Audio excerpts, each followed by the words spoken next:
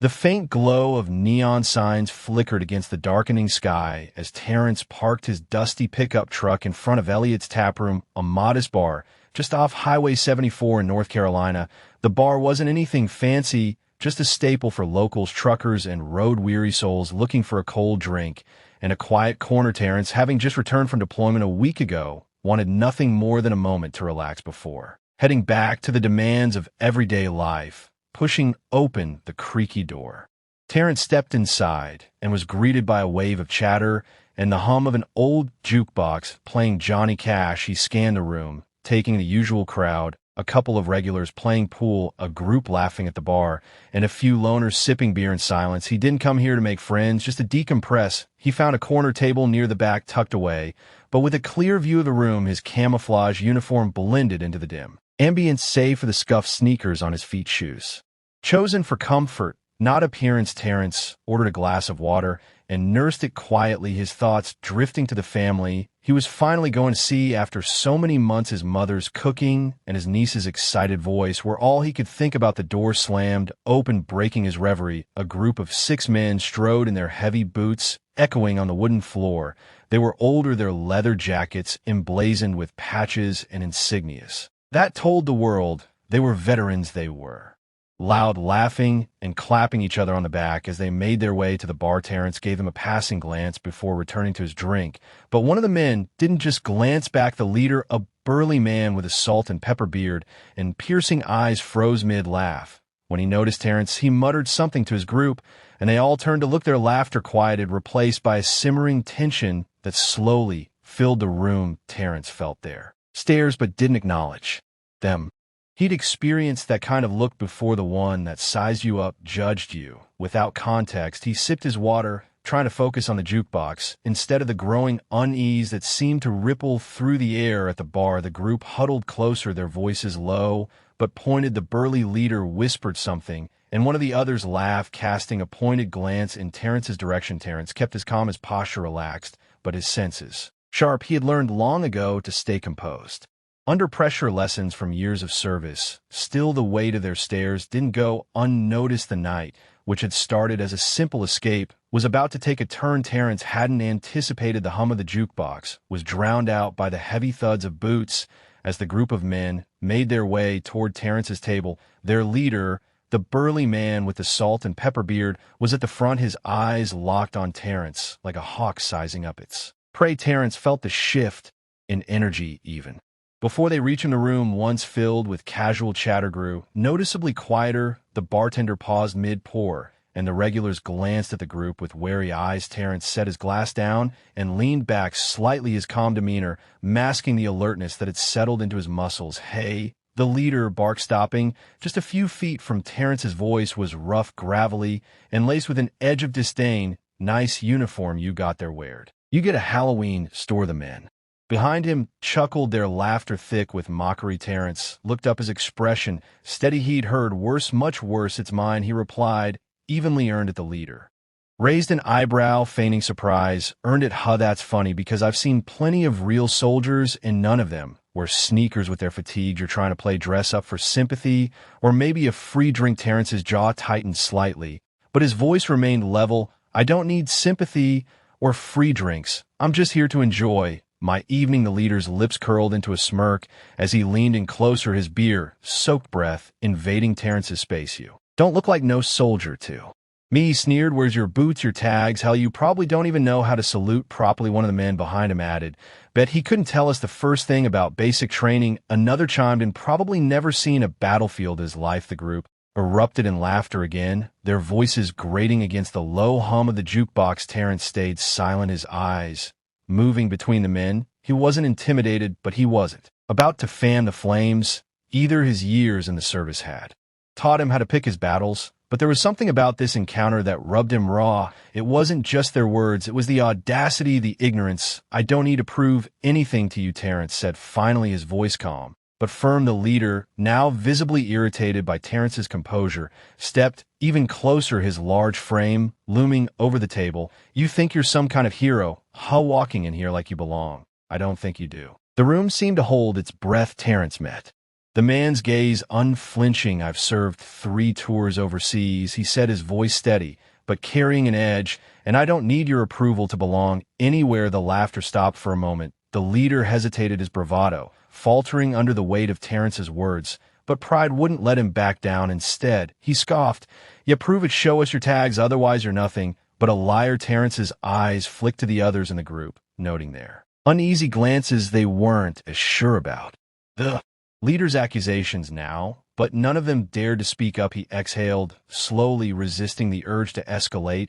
"I don't owe you proof," he said, "but if you think starting something here is a good idea, I'd suggest you think again." The tension in the room was palpable. The bartender's hand hovered near the phone, ready to call for help. The other patrons shifted in their seats, their eyes darting between Terrence and the group, and yet the leader didn't move. Instead, his smirk returned, sharper and meaner than before. "You've got a smart mouth," he said, his voice low and threatening. "Let's see if it's as quick as your fist." The moment hung in the air, stretched tight, like a wire ready to snap. The leader's smirk curled deeper as he lunged forward, his hand reaching for Terrence's collar. His movement was clumsy, driven more by bravado than skill, but it was enough to set everything in motion. Terrence didn't think he reacted. Years of training kicked in, and with a swift, precise movement, he sidestepped the grab, catching the man's wrist in midair. In one fluid motion, Terrence twisted the arm behind the man's back and used his weight to push him forward, pinning him face first against the edge of the table. The leader let out a strangled yelp of pain, his bravado evaporating in an instant. The bar erupted in gasps and murmurs as the remaining bikers froze, their wide-eyed stares fixed on their immobilized leader. For a moment, no one moved. Terrence's voice cut through the stunned silence, low and controlled, but carrying an unmistakable authority. "I told you to think twice before starting something." He leaned in slightly, his grip firm, but not excessive. "You don't know who you're messing with." The leader struggled against Terrence's hold, but it was no use. The soldier's calm efficiency left no room for error or escape. From across the room, one of the bikers took a hesitant step forward, his hands raised in a half-hearted attempt to intervene. "Hey, man," he stammered, "let him go. He didn't mean nothing by it." Terrence glanced up, his eyes locking onto the man. "He came at me. You saw it." His voice was steady, unshaken by the chaos around him. "If you want him free, tell him to calm down." First, the bartender, who had been silently watching with the phone in hand, finally spoke up. "Maybe it's time for you all to leave before this gets worse." But the leader, Hank, as one of his buddies called him, wasn't ready to back down completely. Even with his arm twisted and his face pressed to the table, he snarled through gritted teeth, "Call the cops. This guy just assaulted me. He's wearing a fake uniform, and I want him arrested." Terrence released him with a controlled shove, and Hank stumbled forward, clutching his arm. As he turned to glare at the soldier, "You'll pay for this," he growled, his tone dripping with malice. The rest of the bikers rallied behind him, emboldened by the perceived slight against their leader. One of them pulled out a phone, dialing 911 with shaking hands. "Yeah, we've got a guy here impersonating a soldier," he said, his voice loud enough for everyone in the bar to hear, "and he just assaulted my friend." Terrence stood still, his expression calm, but his mind racing. He knew how this looked, knew how quickly things could spiral out of control, but he also knew he hadn't done anything wrong. His years of service, his sacrifices, everything he stood for, it would all hold up against their baseless accusations. He just had to stay calm. The bar was alive with murmurs, now patrons whispering among themselves and casting sidelong glances at Terrence. Some of them looked uneasy, while others seemed quietly impressed by how effortlessly he'd handled the situation. But no one stepped forward to challenge what had happened outside. The sound of approaching sirens cut through the tense air. Red and blue lights flashed against the bar's windows, casting shifting shadows across the room. The police had arrived. The doors swung open, and 2 officers stepped into the bar. One was a broad-shouldered man with a close cropped haircut, his expression unreadable behind mirrored sunglasses. The other was a woman with sharp features and a calm, observant demeanor. Their presence immediately silenced the room as all eyes turned toward them. "We got a call about an altercation," the male officer said, his voice steady but firm. "Can someone explain what's going on here?" Hank, clutching his wrist and still red-faced from the encounter, was the first to speak. He pointed a shaky finger at Terrence. "That guy assaulted me, and he's impersonating a soldier look at him. He doesn't even have proper boots on. The officer's gaze shifted to Terrence, who stood quietly by his table, his posture relaxed, but alert.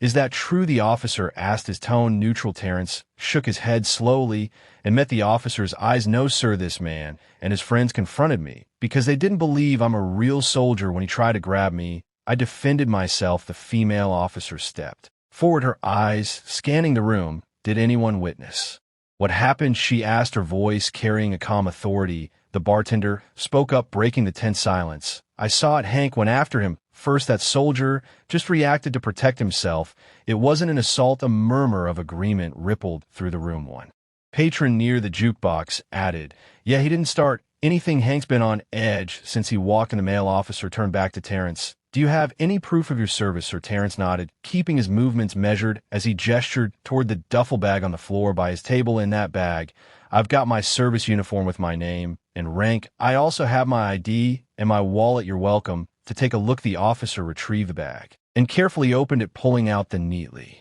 folded uniform adorned with badges and insignias. He inspected it briefly before turning to his partner, who nodded in quiet confirmation. You're clear, the male officer said, his voice firm but respectful. We appreciate your cooperation. Hank, still nursing his bruised pride, growled, you're just going to take his word for it? He could have faked all that. The female officer shot Hank a sharp look. Enough. From what I've heard, you instigated this, and you're lucky he's not pressing charges against you for earlier bravado. Replaced by awkward silence, Hank, still fuming, glared at Terrence one last time before disappearing through the door. The officers followed shortly after leaving the bar to slowly return to its usual hum of conversation. Terrence sat back, down his drink, untouched. The weight of the encounter lingered, but he was relieved it hadn't escalated further. Round him, the other patrons whispered and stole glances in his direction. Their earlier wariness now replaced by quiet respect. A few days later, Terrence was working on his old pickup truck in the driveway of his small home on the outskirts of Fayetteville, North Carolina. The late afternoon sun cast long shadows across the yard as he tightened a bolt under the hood. The memory of the bar incident lingered, not because of the confrontation itself. He had faced worse in combat, but because of what it represented. It wasn't the first time someone had judged him unfairly, and he doubted it would be the last. The sound of tires crunching gravel pulled him from his thoughts. He straightened up, wiping his hands on a rag, and turned to see a motorcycle rolling into the driveway. The rider was one of the men from the bar, a wiry guy with thinning hair and a leather jacket that looked 2 sizes too big. Terrence recognized him as Bill, one of Hank's crew. Bill cut the engine and dismounted, removing his helmet and hesitating for a moment before stepping closer. His posture was cautious, almost apologetic, as if he were approaching a stray dog. He didn't want to startle Terrence, right? Bill asked, his voice quiet. Terrence nodded, but didn't speak, waiting to see where this was going. Bill cleared his throat and stuffed his hands in his jacket pockets. I want to come by and say I'm sorry for what happened at the bar. Terrence raised an eyebrow, surprised but not entirely convinced. You were part of it, he said evenly. Bill nodded, his face flushing with guilt. I know, I didn't stop it, and I should have. Hank's got a way of riling people up, and I went along with it, but that doesn't make it right. I've been thinking about it ever since, and I just wanted to tell you that. Terrence studied Bill for a moment. The man's discomfort was evident, but so was his sincerity. Why now? Terrence asked, his tone steady. Bill shrugged, looking down at his boots. Because it's the right thing to do, and because, well, seeing you handle yourself the way you did, it made me realize how wrong we were. You didn't deserve any of that. For a long moment, Terrence said nothing. Then he sighed and leaned against the truck, crossing his arms. What do you want from me, Bill? Forgiveness. Bill looked up, his eyes earnest. Maybe, but more than that, I want to be better. I've seen a lot of hate in my life, and I don't want to add to it anymore. What we did was wrong, and I need to own up to it. Terrence's expression softened slightly. He had heard apologies before, some genuine, some hollow. This one felt different, not because of the words, but because of the effort it took for Bill to show up at all. I appreciate you coming here, Terrence said finally. It doesn't erase what happened, but it's a start. Bill nodded, relief washing over his face. Thanks, man. I mean it. As Bill mounted his bike and started the engine, Terrence watched him go, feeling a strange mix of emotions. The incident at the bar had been an ugly reminder of the prejudice he still faced, but Bill's apology was a glimmer of hope, a small but meaningful step toward understanding. Terrence turned back to his truck, wiping his hands again as he reflected on what had unfolded over the past few days. He knew the fight against ignorance wasn't over, but he also knew he wasn't alone. In it, the choices he made, the way he carried himself, could shift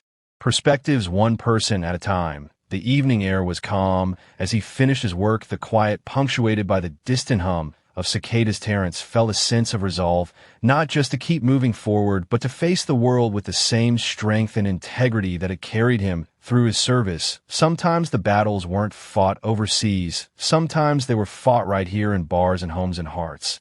And as far as Terence was concerned, those battles mattered just as much.